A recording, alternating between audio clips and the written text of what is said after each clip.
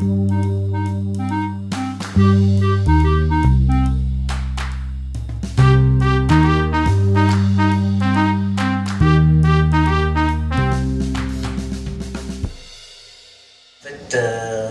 suis dans le domaine de mode en 1999. Ma vie, elle était dans la mode, elle est une grande aventure. On va dire que le métier artistique, c'est pas, chez nous, on va dire que c'est un peu inné parce que tout petit, je suis d'une institut où ma mère était couturière et donc par la suite, tout petit, je commençais déjà à faire des petites robes, à habiller des petites poupées. À la base, je viens d'un centre où nous qui n'avons pas eu la chance d'aller à l'école, comme plein de jeunes, c'était un centre vraiment qui rassemblait les jeunes issus des milieux défavorisés pour leur donner un métier artistique. En fait, j'aime beaucoup de présenter la cliente toujours belle. J'ai fait de quelque chose autre que design. Je travaille beaucoup sur la coupe et le modèle. The fashion my drug. يعني je veux pas arrêter, toujours je cherche, je crée, je dessine, je coupe. Alors, on va dire que Anguille Haïf, c'est une marque qui revendique son identité africaine parce que moi, à la base, ma démarche, c'était vraiment de revaloriser la culture africaine, le patrimoine artisanal qui, pendant des années, personne avait la modernisation, personne ne regardait plus ce patrimoine qui est riche, vraiment qui nous les jeunes qui sont nés, on va dire, on est nés en ville, hein, donc on ne connaissait pas. Donc déjà sur le plan artistique, j'ai fait ce qu'on appelle l'étude des traditions camerounaises et des études de costumes.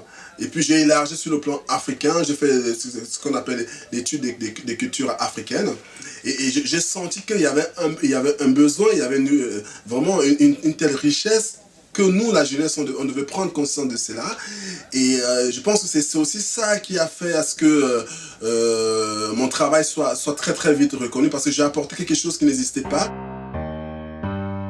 Donc c'est pour ça que quand j'ai commencé à travailler sur des matières naturelles, j'ai toujours travaillé sur la base de la sculpture de la femme.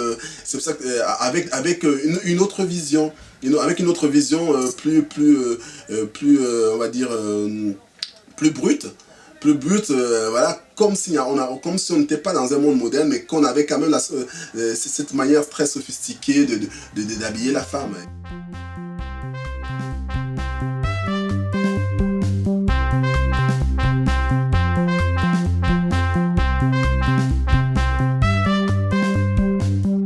C'est combien? Celui-ci, au lieu de 25, je le laisse à 17. Les 3 mètres. Allez, fais-moi un petit prix. Non, 15 €. Non, je peux 15, pas. non, tu rigoles? Non, je peux plus. De 25, je te laisse à 17. Non, c'est pas un petit bout, moi, je les vends par coupon, ça. Bon, laisse-moi un 10 quand même. Non, 10. Il doit être chic et simple. Je n'aime pas beaucoup charger la robe parce que il sera très lourd et pour l'optique, c'est très mal. Puis il faut savoir aussi que chez nous en Afrique, c'est waouh, ça veut dire quand nous-mêmes on assiste à des cérémonies, des rituels traditionnels, des funérailles, on a des costumes hallucinants. Ça veut dire que et ces costumes-là, j'ai voulu les enlever dans leur contexte traditionnel et les glamouriser, on va dire, on va les glamouriser. Et ça, c'est pour ça que je pense que sur le plan africain, il y a une grande reconnaissance de mon travail, de pouvoir ramener la tradition, de moderniser la tradition et surtout de la rendre accessible, cette tradition.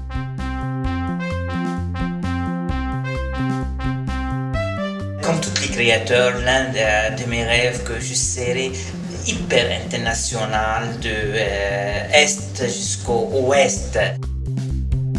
Tous ces éléments naturels et environnementaux qu'on ne voyait pas, moi je les ai retravaillés pour les donner une seconde vie et surtout un côté moderne, présenter un peu une Afrique moderne et contemporaine, contrairement à ce qu'on a l'habitude de voir, de ce côté folklorique qu'on veut vendre de l'Afrique. Il faut utiliser toutes les matières. Il y a de polyester jusqu'au soie, pure soie 100%. J'aime beaucoup utiliser la dentelle, autant que je suis à Paris, et Paris elle est très célèbre de la dentelle.